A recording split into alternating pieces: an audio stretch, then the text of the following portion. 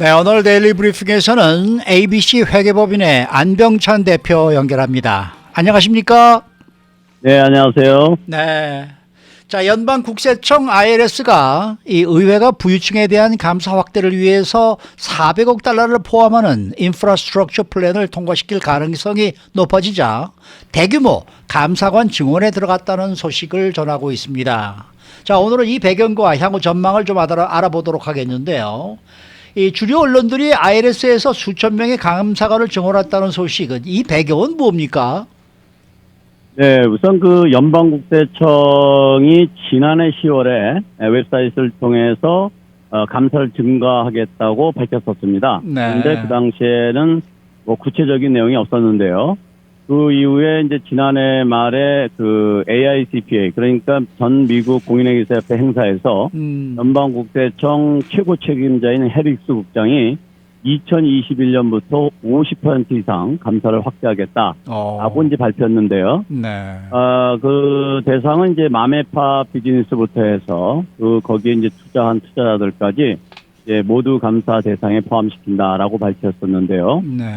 그러고 나서 이제 금년 5월에 지난 5월에 그 자넷 옐런 재무장관이 한 인터뷰에서 7조 달러 정도의 그 세금을 거두어들이지 못한 것에 대해서 너무 놀랐다고 하면서 대기업과 부자들을 상대로 해가지고 적극적으로 세금을 거두어들이겠다는 인터뷰를 했었습니다. 네네. 이런 그 일련의 과정들을 보면 갑자기 나타난 것은 아니고 지난 하반기부터 계속해서 감사를 증가시켜야 되겠다라는 그런 이제 기조가 보이고 있었고요. 거기에 이제 또 한 가지 중요한 것은 이제 바이든 행정부가 들어서면서 그 1조 9천억 달러의 그 인프라스트럭처 플랜을 그 제안을 했었었죠. 그런데 이제 의회에서 조정하는 과정에서 약 1조 달러 정도로 조정이 되는 것으로 알고 있는데, 그러면 이 엄청난 재원을 어떻게 조달할 것이냐라는 그 질문에 대한 바이든 행정부 입장은 첫째는 이제 세율을 인상하는 거고, 두 번째는 바로 이 세무감사를 강화를 통해서 누락되고 있는 세수를 확보하겠다. 이런 그 정책에 따른 일환으로 이해가 됩니다. 그러면은 연방국세청에서 추가로 증원하는 감사관의 규모는 어느 정도가 될까요? 지금 그 연방국세청 그 해리스 국장이 뉴욕 유니버시티에서 열린 텍스 컨퍼런스에서 금년 9월 말까지 스몰 비즈니스 유닛에 약 2,000명, 이 중에 이제 감사관만 1,300명이 포함이 되고요.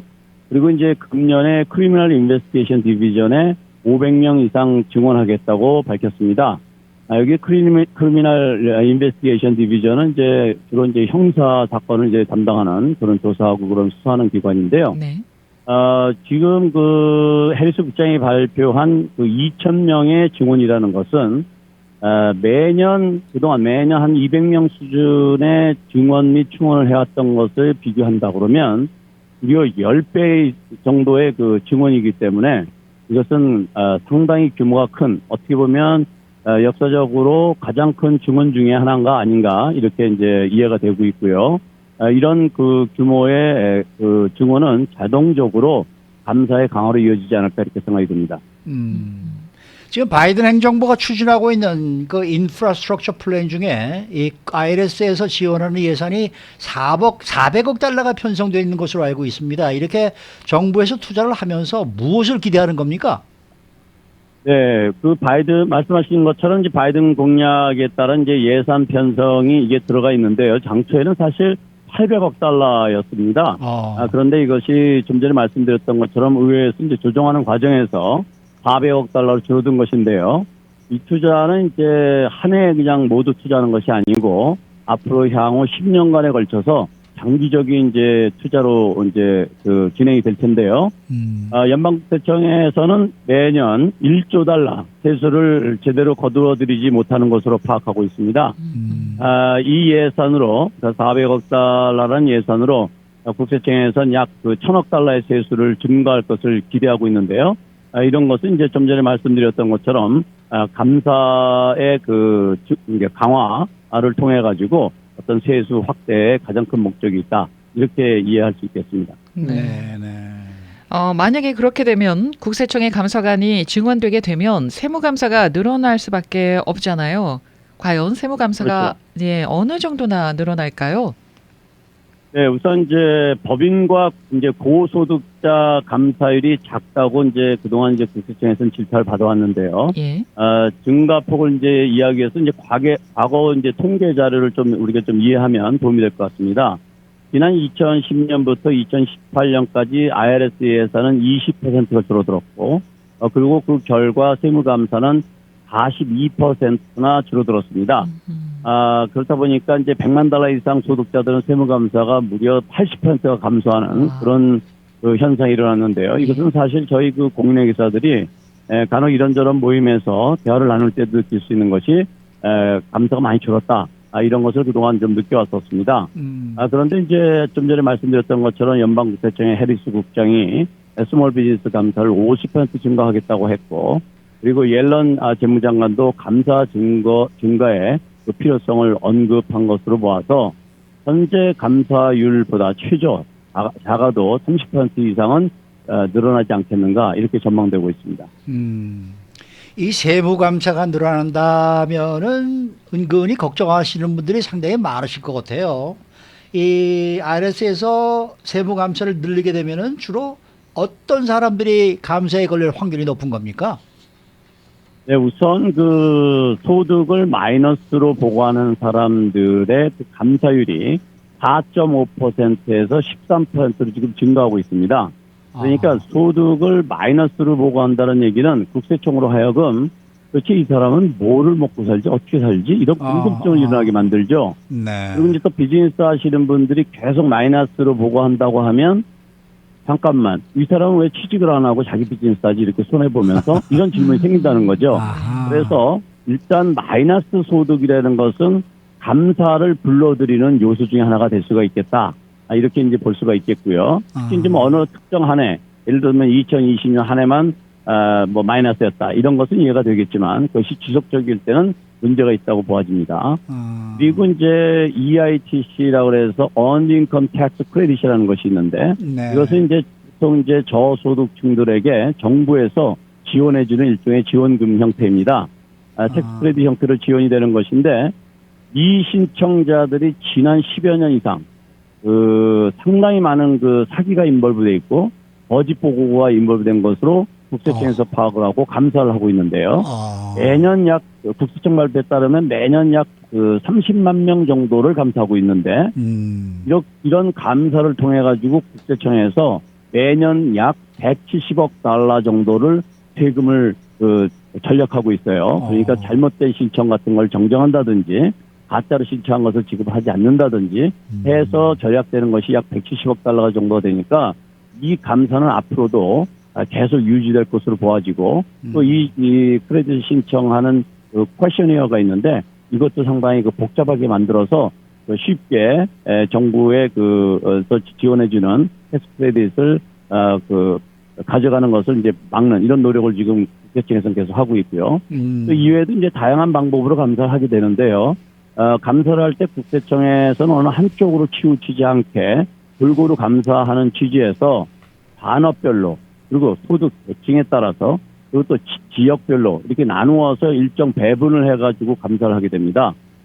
그리고 이제 소득세 신고서를 이제 컴퓨터로 분석해서 타겟 감사도 하고 있는데 이번에 국세청에서 증원하는 그 인원 속에도 이 분야에서 일을 하는 사람도 증원이 이루어집니다.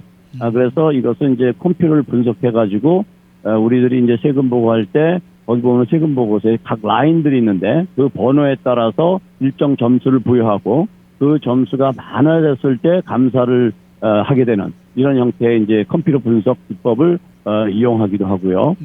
그리고 이런 이제 국세청에서 다양한 그 방법을 통해서 세무 감사 대상자들을 찾고 있기 때문에 소득세 신고를 할 때 우선 탈세를 하든 하지 않든 뭐 세금을 뭔가를 공제를 지나치게 많이 했든 작게 했든 이런 걸 떠나서 소득세 자기가 아무리 소득세 신고를 잘했다 하더라도 감사가 걸리게 되면 일단 그 불필요한 시간 낭비와 그 금전적인 손실이 있기 때문에 네. 가능하면 감사가 걸리지 않는 것이 좋은데 그렇죠. 그러기 위해서는 소득세 신고할 때 불필요한 그런 플래그, 이제 플래그라고 하는데 그 레드 플래그를 표시할 필요가 없는 거죠. 그래서 소득세 신고할 때 뭐 지나친 공제를 신청한다든지 지나친 손실을 신청한다든지 아니면 소득을 뭐 뻔한 소득을 누락한다든지 이런 것을 피하는 것이 기본적으로 꼭 챙겨야 될 부분이 아닌가 이렇게 생각이 됩니다. 이 세무감사를 할 수 있는 기간이 제한돼 있는 것으로 알고 있는데요. 지금은 몇 년도를 감사하고 있고 또 소득세 신고를 하고 얼마가 지나야 세무감사에 대한 염려를 하지 않아도 될까요? 네.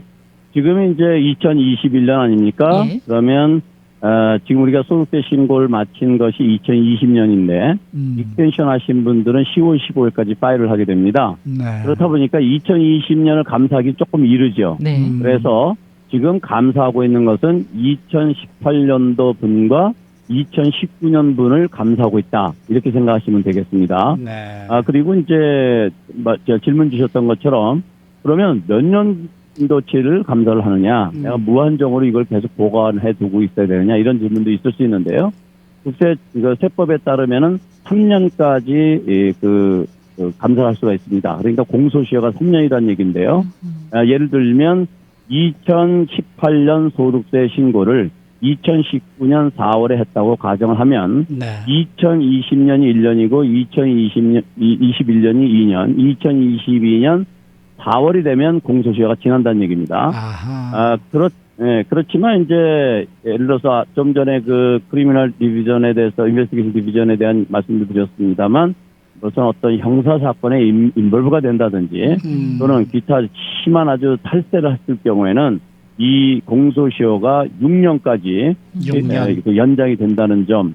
따라서 일반적으로 소득세 신고에 들어가 있는 모든 자료는 공소시효가 3년이니까 3년 뒤에 폐기 처분하는 것보다는 한 6년 정도는 보관해 두었다가 폐기 처분하는 것이 적절하지 않을까 이렇게 생각이 됩니다. 네. 이 세무감사를 받는 사람들은 어떻게 통보받는 거예요? 뭐 전화가 옵니까? 아니면 편지로 옵니까? 그리고 또 네, 통보를 받으면 어떤 절차를 또 진행이 되는 거예요? 네, 상당히 매년 이와 관련된 질문을 많이 받게 되고 또 그에 대한 주의사항을 연방국세청에서 수시로 납세자들한테 통보하고 있는데요. 연방국세청에서는 그 세무감사 통보를 반드시 서신으로 합니다. 서신으로, 그러니까, 편지로. 네. 예, 서신으로 레러를 이제 보내게 되는데 그런데 어떤 경우는 전화로 받았다고 하는 경우를 종종 접하게 돼요. 아하. 근데 이럴 경우는 사기로 의심하는 것이 좋겠습니다. 왜냐하면 사기다. 지금 말씀드렸던 것처럼 연방국세청에서는 감사 통보를 반드시 서신으로 한다. 네. 이것은 저의 생각이 아니라 국세청에서 그렇게 발표를 한 것입니다. 그래서 본인이 이제 그 전화를 받았다 그러면 일단 사기로 의심하시는 것이 좋겠고 보통 이제 절차는 세무감사는 본인이 직접 하셔도 되고요. 국세청 감사관과. 그러나 이제 뭐 전문가를 고용해서 도움을 받을 수 있죠. 네. 그런데 이제 아주 간단하고 별 문제가 없다. 아주 심플한 거다. 뭐 그러면은 이제 본인이 진행해도 좋겠지만, 감사는 비전문인이 진행하기는 쉽지가 않습니다. 마치 어떤 싸움에서 아주 무술의 고단자와 무술의 전역 문외한이 싸움을 한다 그러면 비교가 안 되는 것처럼 이것도 마찬가지입니다. 그래서 그런 부분에서 전문가 복잡할 때는 전문가한테 의뢰하는 것이 좋겠고 그다음에 이제 인터뷰를 반드시 하고 비즈니스를 할 경우에는 그 비즈니스 사이트를 방문을 시도합니다. 국세청 감사관들이. 그러면 이제 또 이 납세자분들은 간혹 그런 염려들을 하세요. 국세청 감사관이 왜 우리 가게에 올라오르지? 왜 우리 비즈니스에 올라오르지? 이런 걸 염려하시는데 이것은 뭐 특별히 문제가 있어서가 아니라 예전에는 그런 가이드라인이 있긴 있었지만 국세청 그 감사관들이 그런 거를 많이 시도를 안 했는데 요즘 그 추세는 그 매니저나 슈퍼바이저들이 반드시 그 사이트에 방문해서 인터뷰를 하게끔 아주 명령을 내립니다. 그래서 감사관들이 거의 그 방문을 하는 추세이고요. 그래서 그런 것은 특별한 것이 아니라 일종의 절차다. 이렇게 이해를 하시면 되겠습니다. 한 가지 질문이 있습니다. 왜 예전에 그런 얘기가 있지 않았습니까? 감사관들도 IRS에서 정식으로 정부에서 돈을 받고 월급을 받는 거 아닙니까?